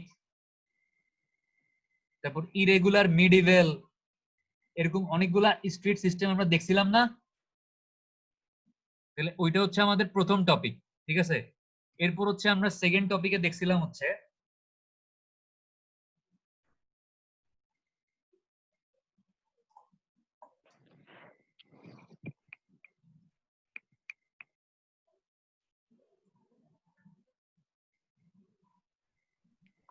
ট্রিপ ডিমান্ড, মনে আছে? আমরা জি হচ্ছে স্যার। 4টা স্টেপ দেখছিলাম ট্রিপ ডিমান্ডের মধ্যে: trip generation, trip distribution, trip distribution, modal modal split, split, আর হচ্ছে কি ট্রিপ অ্যাসাইনমেন্ট। অ্যাসাইনমেন্ট। আমরা এই 4টা থিওরি পড়ছি প্লাস ম্যাথ দেখছি। এটা হচ্ছে আমাদের 2 নাম্বার টপিক। তো এটা অনেক মানে বেশি ইম্পর্টেন্ট, অবশ্যই বুঝতেছেন যে যেহেতু আমরা এখানে অনেকগুলা ম্যাথ দেখছি। প্রত্যেকটা ট্রিপ জেনারেশনের আন্ডারে 2 রকমের মডেল ছিল।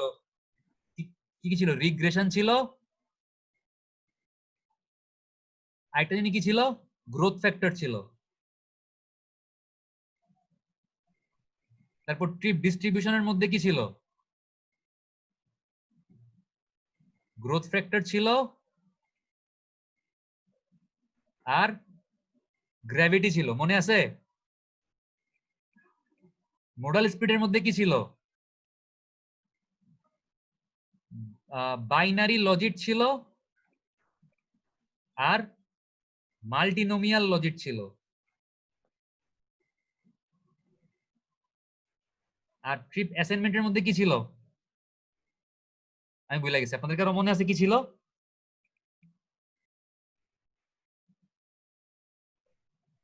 আমরা ট্রিপ অ্যাসাইনমেন্ট করার সময় কি করছিলাম, মানে কোন রাস্তাটা হচ্ছে ইউজ করবে, এটা আমরা হচ্ছে ওই যে কি জানি আপনার something equilibrium model system optimisation ছিল একটা, আর একটা জিনিস কি ছিল? কেউ কোনো কথাবার্তা বলে না, কি ছিল? আমি তো ভুলে গেছি, আপনাদের মনে নাই? স্যার মনে নাই, ম্যাথ করছিলাম তাই মনে আছে। বাস আর আরেকটা যেন কিসের জানি, মাইক্রো বাস। একটা ছিল হচ্ছে সিস্টেম অপটিমাইজেশন, আর একটা ছিল user equilibrium.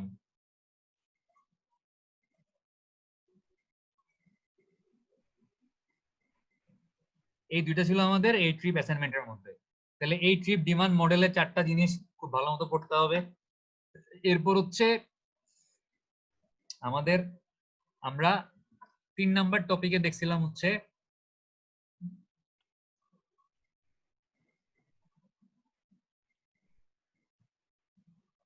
Grade separated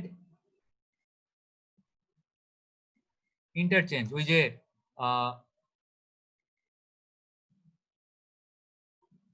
trumpet, clover leaf, diamond, round about বা রোটারি, এগুলা দেখতে কিরকম হয়, কোনটার কি সুবিধা অসুবিধা, আমরা মানে একটু এগুলো আমরা আগের সেমিস্টার গুলো তো দেখছিলাম একবার, বাট এবার আমরা একটু ডিটেলস দেখার চেষ্টা করছি। এবং এর সঙ্গে হচ্ছে আমরা একটা ইন্টারসেকশনে এই যে 32 রকমের কনফ্লিক্ট হয়, আমরা একটা ডায়াগ্রাম দেখছিলাম 32 রকমের কনফ্লিক্টের, 8 রকমের থ্রো কনফ্লিক্ট ছিল, তারপর রাইট টার্নের জন্য জানি টার্ন না 8 রকম না 12 রকমের কনফ্লিক্ট ছিল, টোটাল 32টা কনফ্লিক্ট আমরা দেখছিলাম। এবং এই চারটা, এই যে ট্রাম্পেট করলে কোন কনফ্লিক্ট গুলা রিমুভ করা যায়, ক্লোভার লিফে কোন ধরনের কনফ্লিক্ট গুলা মানে রিমুভ করা যায় বা অ্যাভয়েড করা যায়, ডায়মন্ডে কোনগুলো করা যায়, রোটারিতে কোনগুলো করা যায়, আমরা এই জিনিসগুলো হচ্ছে সেপারেটেড ইন্টারচেঞ্জের মধ্যে বলছিলাম, মনে আছে? আল্লাহ জানে মনে আছে কিনা আপনাদের। এবং সব চাইতে লাস্টে হচ্ছে আমরা অ্যাক্সিডেন্ট মডেল দেখলাম, আমাদের 4 নাম্বার টপিক অ্যাক্সিডেন্ট ইনভেস্টিগেশন। আমরা বেসিক্যালি হচ্ছে এখানে কিছু মডেলের সাহায্যে একটা অ্যাক্সিডেন্টকে কিভাবে ইনভেস্টিগেট করতে হয়, বা আপনি মানে কোন একটা পার্টিকুলার মডেলের অ্যাজিউম করে পার্টিকুলার একটা মডেল অ্যাজিউম করবেন, আপনি একটা অ্যাক্সিডেন্ট ইনভেস্টিগেট করতে গেছেন, আপনি অ্যাজিউম করে নেবেন এই যে 6টা মডেল আপনি দেখছেন, এই 6টার মধ্যে যে কোনো একটা যদি আপনি অ্যাজিউম করে কাজ শুরু করেন, আপনি চেষ্টা করবেন ওইটার সাথে ওই মডেলের সাথে আপনার অ্যাক্সিডেন্ট সিনারিওটাকে ম্যাচ করানোর জন্য। এই 6টা মডেলের যেটার সাথে ম্যাচ করবে তার মানে বুঝতে হবে যে আপনার এই কারণে অ্যাক্সিডেন্ট গুলো হয়েছে। তো আমরা মাত্র 6টা মডেল দেখছি, বাট মডেল কিন্তু মাত্র 6টা না, আরো অনেক রকমের মডেল ছিল, ডেল্টা মডেল, ট্রাইপড ডেল্টা, এই ওই হাবি জাবি। আমি আপনাদেরকে এই পিডিএফটা দিয়ে দিব, দেখেন আমরা এত কিছু দেখি নাই, কারণ এগুলো হয়তো মাস্টার্স যদি কেউ ট্রান্সপোর্টেশন নিয়ে পড়তে যান দেখবেন। বাট আমরা এই অ্যাক্সিডেন্ট ইনভেস্টিগেশনে মেইনলি যে জিনিসগুলো দেখছি, মেজর অ্যাক্সিডেন্ট কাকে বলে, মাইনর অ্যাক্সিডেন্ট কাকে বলে, তারপর হচ্ছে অ্যাক্সিডেন্টের প্রবাবিলিস্টিক কজ কাকে বলে, তারপর ডিটারমিনিস্টিক কজ কাকে বলে, তারপর হচ্ছে এরকম অনেক, তারপর আপনার অ্যাক্সিডেন্টের ডাইরেক্ট রিজন কোনগুলা, ইনডাইরেক্ট রিজন কোনগুলা, তারপর অ্যাক্সিডেন্টের বিভিন্ন ক্লাসিফিকেশন দেখছিলাম গ্রিক মিথোলজি অনুযায়ী, ওই যে আপনার প্যান্ডোরাস বক্স, তারপর হচ্ছে আরো কি কি জিনিস ছিল, এরকম 5টা বা 6টা নাম ছিল, মানে কোন ধরনের অ্যাক্সিডেন্টকে গ্রিক মিথোলজি অনুযায়ী কি নামকরণ করা হয়েছে। দেন হচ্ছে আমরা একদম লাস্টে 6টা মডেল দেখলাম, এই যে আমাদের 6টা মডেল কি কি ছিল, এই প্রথমটা জানি কি ছিল ভুলে গেছি, এনার্জি ব্যারিয়ার, তারপরেরটা ছিল হচ্ছে আপনার এই জাস্ট মুখে বলি আর লিখতেছি না, তারপরটা ছিল হচ্ছে হেডন্স ম্যাট্রিক্স, 3 নাম্বারটা ছিল হচ্ছে কি হেনরিচ ডমিনো মডেল। ডমিনো বইলা চিটাগাং এ একটা ডেভেলপার কোম্পানি আছে না? জি স্যার। যাই হোক, তাহলে মনে থাকবে আশা করি এটা। 4 নাম্বারটা হচ্ছে কি ছিল? Loss causation model. 5 নাম্বারটা হচ্ছে ছিল রাসমুসেন সেভেডাং এর একটা মডেল, আর 6 নাম্বারটা হচ্ছে স্টেপ। এই হচ্ছে আমাদের 4টা টপিক। কি কি পড়ছি আমরা যা সামারি করলাম, আশা করি সবাই বুঝবেন। আমরা টোটাল 25টা ক্লাস করছি, এর মধ্যে প্রথম ক্লাসটা রেকর্ড করা হয় নাই, বাকি 24টা ক্লাস রেকর্ড করা হয়েছে। আমি আপনাদেরকে 24টা ক্লাসের রেকর্ডিং প্রত্যেকটাই দিছি, আজকেরটাও দিব, এবং প্রত্যেকটা দরকার হলে আরেকটা পোস্ট একদম সিরিয়ালি যেভাবে প্রফেশনাল প্র্যাকটিসটা দিছিলাম এটা আবার সিরিয়ালি দিয়ে দিব। তো আপনারা অবসর টাইমে চাইলে বসে বসে দেখতে পারেন ক্লাসগুলা। আর আপনাদের অ্যাটেন্ডেন্স হচ্ছে আমি 23টা ক্লাসের নিছি, আমি একটু দেখাই। আজকে হচ্ছে 23 নাম্বার ক্লাসের আমি অ্যাটেন্ডেন্স নিব। 25টা ক্লাসের মধ্যে 2টা ক্লাসের অ্যাটেন্ডেন্স আমি নেই নাই, তো ওই 2টা বাদ যাবে। এই 23টা ক্লাসের মধ্যে কে কতগুলা কোশ্চেন দেখতে পারবেন। রোল নাম্বার 1 মুস্তাফিজ কে আছে? নাই তো মনে হয়। নাই স্যার। আচ্ছা, তাহলে roll number 1 absent. Roll number 2 yes sir. 3 Arif আছে না? আরিফ ছিল। হ্যাঁ, আরিফ তো ছিল বোধহয়। জি স্যার। আচ্ছা, নদী হাত তুলছে, নদীরে আমরা প্রেজেন্ট দিয়ে দিই। প্রেজেন্ট। আরিফ ছিল, আরিফেরও প্রেজেন্ট দিলাম। আমজাদ হোসেন আসিফ আছেন না? Yes sir. শহীদ আছেন আজকে? নাই স্যার। শহীদ নাই। কাজী মহিউদ্দিন আছেন? জি স্যার। প্রেজেন্ট। তারপর হচ্ছে রোল নাম্বার 12 সাজ্জাদ হোসেন আছেন? আছেন। স্যার আমারটা লাল হয়েছে কেন স্যার? আচ্ছা লালগুলা এগুলা কালো হয়ে যাবে, সমস্যা নেই, লালগুলা নিয়ে টেনশন করেন না। আচ্ছা এটা এমনিতেই ওই আরেকটা লাল ছিল তো এই জন্য এটা অটোমেটিক লাল হয়ে গেছে। আচ্ছা রোল নাম্বার 15 আছেন? Yes, sir. Roll number 16, Yes, sir. Roll number 20। Lubna কি নাই। আছে? নাই তো মনে হয়। না, sir. নাই স্যার। তাইলে হচ্ছে একটু দেখেন, রোল নাম্বার 1 এর মনে হয় 23টা ক্লাসের মধ্যে একটা মিস, আজকেরটা শুধু মিস। রোল নাম্বার 2 এর হচ্ছে একটা মিস, তারপর হচ্ছে দুইটা মিস। রোল নাম্বার 2 এর হচ্ছে দুইটা মিস। রোল নাম্বার 3 এর হচ্ছে এই যে লাল রঙের পিটা, এটা আসলে কালো হয়ে যাবে, এটা টেনশন করার কোনো কারণ নাই, এগুলো এমনিতেই লাল বানাইছিল। কি হলো?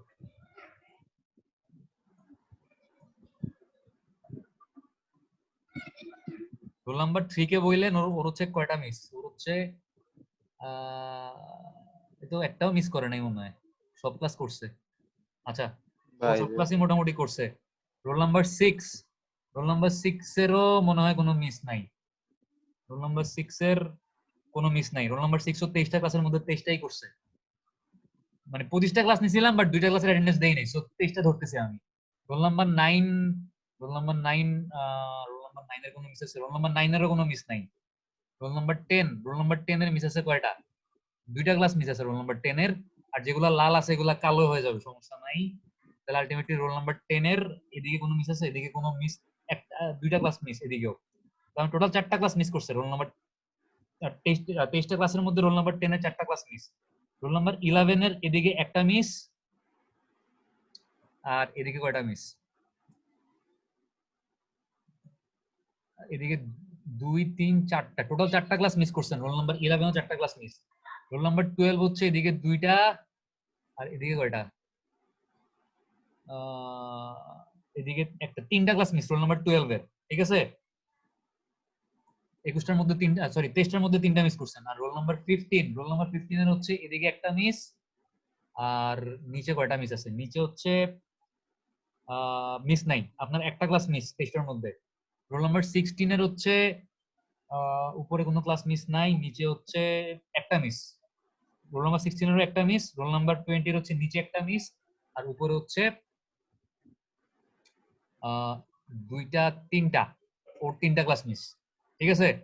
আর আপনারা অ্যাসাইনমেন্ট কয়টা জমা দিছিলেন? একটা না দুইটা ট্রান্সপোর্টেশনে? স্যার দুইটা মনে হয়। দুইটা। আচ্ছা তাহলে সেকেন্ডটার মার্ক হচ্ছে আমি বসাই নি এখনো।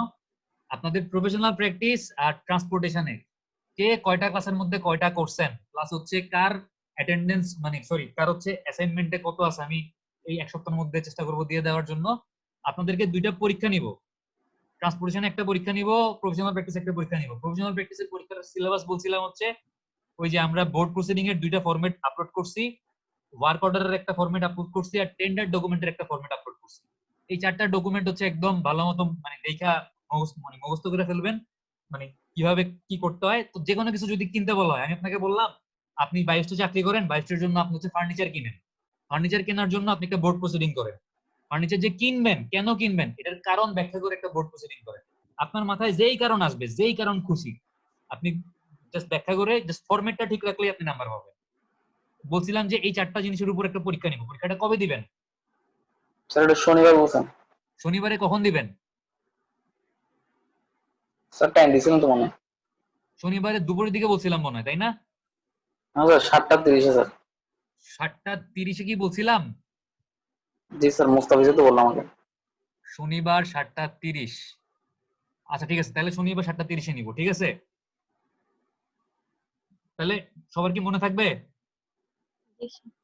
শনিবার 7:30 প্রফেশনাল প্র্যাকটিসের একটা পরীক্ষা নিব। সিলেবাস কি সবাই তো নিশ্চয়ই জানেন অলরেডি। ওই 4টা ডকুমেন্ট আমার গুগল ড্রাইভে আপলোড করা আছে, দুইটা বোর্ড প্রসিডিং, একটা টেন্ডার, একটা ওয়ার্ক অর্ডার। মানে টেন্ডার বলতে পেপারে টেন্ডার বিজ্ঞাপন যেগুলো দেয় ছোট করে, এটাই। আপনাকে বলা হইতে পারে যে বায়োস্ট হচ্ছে একটা ফুটবল মাঠ বানাবে, ফুটবল মাঠ বানানোর জন্য হচ্ছে পেপার একটা টেন্ডার বিজ্ঞাপন দাও, আপনি একটা টেন্ডার বিজ্ঞাপন দিবেন, আপনার মতো করে একটা পেপার টেন্ডার বিজ্ঞাপন বানাবেন, এই। আর ট্রান্সপোর্টেশনের একটা পরীক্ষা নিব। ট্রান্সপোর্টেশনে কোন টপিকের উপর পরীক্ষা দিবেন এবং হচ্ছে আপনার কবে দিবেন?